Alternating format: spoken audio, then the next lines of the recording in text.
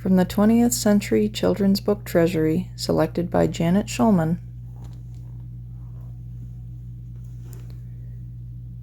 The Tub People. Written by Pam Conrad, illustrated by Richard Egielski. The Tub People stood in a line all day on the edge of the bathtub. There were 7 of them, and they always stood in the same order: the father, the mother, the grandmother, the doctor, the policeman, the child, and the dog. They were made out of wood, and their faces were very plain. They could smile or frown, or cry or laugh. Sometimes they would even wink at each other, but it hardly showed. The father of the Tub People liked to play sea captain. He would take the mother, the grandmother, and the child for a ride on the floating soap. The others stood on the edge of the tub and waved. Once in a while, the child of the Tub People would slide off the soap into the warm bath. "Help! Help!" and the captain would rescue him. "We're coming! We're coming!" The policeman and the doctor liked to have water races, bobbing from one end of the tub to the other. The child would cheer. The grandmother would say, "Shush! You're very noisy."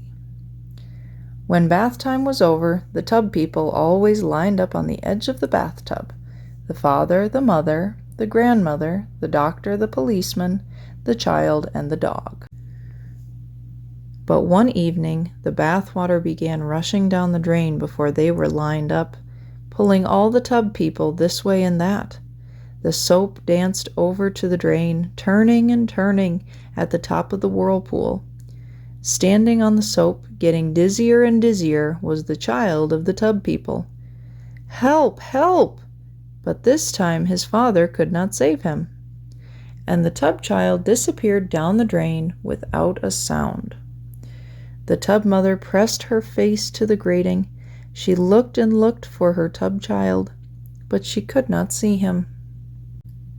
Later that night, the Tub People lined up on the edge of the bathtub, just the 6 of them.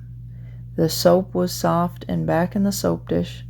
The washcloth made a lonely dripping sound as it hung from the faucet. The Tub People felt very sad. The next night, the 6 Tub People climbed onto the washcloth raft. They called and called for their tub child. Of course, they knew exactly where their child had gone, but somehow they felt comforted by calling for him. "Honey, where are you? Come home now. Please come back." But he did not answer. Every evening the Tub People continued to float in the bath water. But in time they stopped calling, and they never winked at each other any more. Then an unusual thing happened.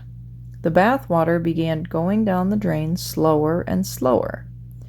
Big people came and peered into the tub. "What's the matter with the tub drain?" they asked. They filled the room with deep voices and blocked the light. "What's the matter with the tub drain?" The Tub People stood woodenly in their line. If they could have spoken, they would have shouted out what a terrible drain that was, and how it had sucked away their little tub child. But they were silent.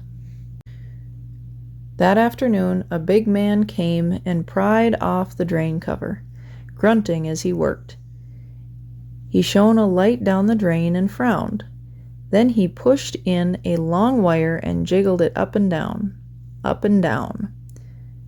"Come home now," the grandmother whispered. And out of the drain popped the little tub child, wet and tired. The Tub People stood in a line, quietly watching. One by one they smiled. The father, the mother, the grandmother, the doctor, the policeman, and the dog. And the tub mother had little soapy tears running down her wooden cheeks. But the big man did not look at them. He tossed the tub child into his toolbox, shut it with a click, and left. The Tub People waited for bath time, hoping their tub child would come back. But bath time never came. It grew later and later, and still they waited, worrying all the while. Finally, when they felt they could wait no longer, They were lifted up and carefully carried into a new room and gently placed on a large, soft bed. It seemed just like the water to them, except that it was dry and very firm. And there were 7 of them once again. The tub dog knocked his little wooden head against the tub child's head, and very quietly they all laughed. There was a thick quilt on the bed, and when it was all bunched up, they would go mountain climbing. The father liked to be the leader, and he would lead them up one side of the mountain, and then they would all tumble easily down the other. The grandmother liked to hide under the pillow and have everyone come find her. The tub child liked to fall off the edge and have his father rescue him. Each night when the lights went out, they lined up along the windowsill, just as they had along the bathtub edge. The father, the mother, the grandmother, the doctor, the policeman, the child, and the dog. But each morning when the sun came shining in on them, something would be different. The tub child would be standing between the tub mother and the tub father, their sides barely touching. And if you looked very, very closely, you would see that they all had smiles on their wooden faces.